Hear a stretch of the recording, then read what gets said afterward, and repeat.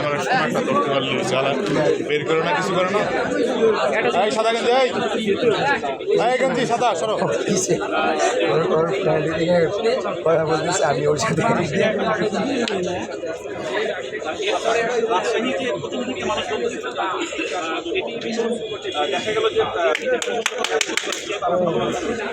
কি মনে হয় যদি পেমেন্ট ঠিক মতো দেওয়া হতো এখন অনেক ভালো অবস্থানে হয়তো আসে মানে আমার কাছে 10 বিঘা টাকা আমি কেটে পড়ছি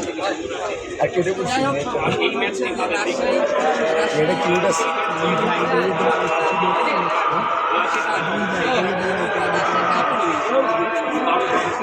ধরেন বরিশাল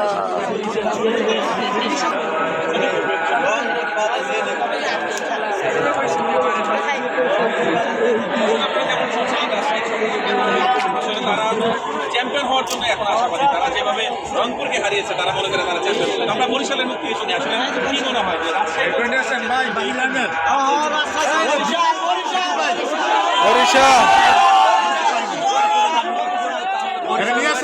প্লেয়ার গুলা